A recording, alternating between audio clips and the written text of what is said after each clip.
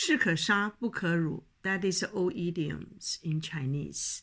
That's what it meant is you can kill a person, but you may not insult his spirit. You may not insult his beliefs.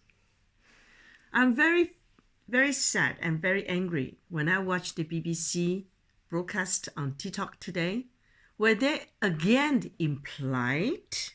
suggest the labor camp in Xinjiang by showing the video of those people harvest cotton pod.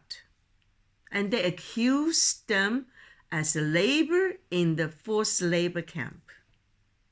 Well, first of all, those people receive the rightful pay for their hard work.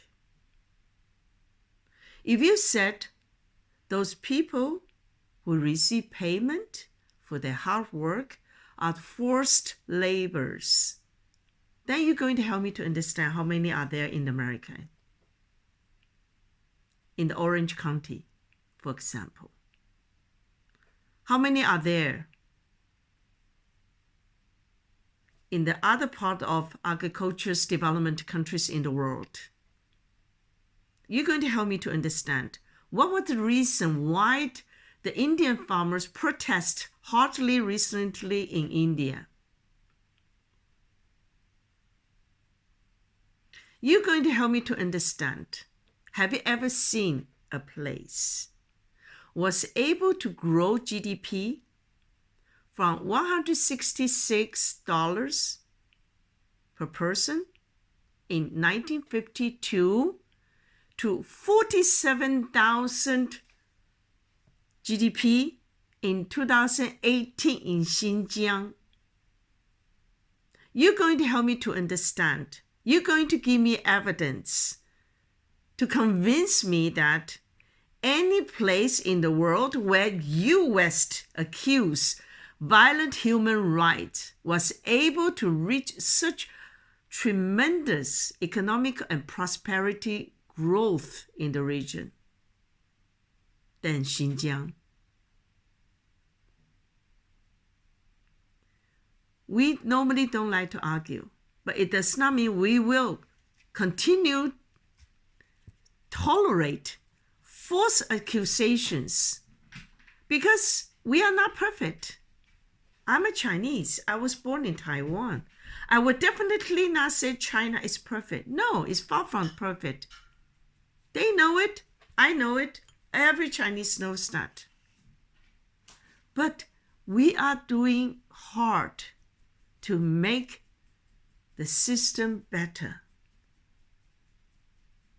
It's not I do it, but those years, those fundamentals constructions and strategy plan happened in China. It's not something you can deny it. So those journalists, please don't just take a photo and create a story in your imaginations. I still remember many years ago in Brussels, in the European Women Management Forum, the lady sitting next to me was a journalist from BBC. When she heard I was from Taiwan, she started, probably she is the one I can talk to.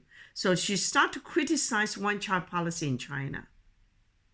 And I said to her, yes, indeed. But do you know one-child policy was only applied to Han people, but not to the minority ethnic groups? Immediately, she turned her head. She does not want to talk with me anymore.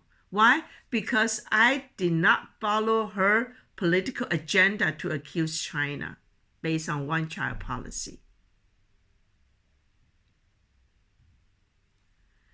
Western media are not always justified.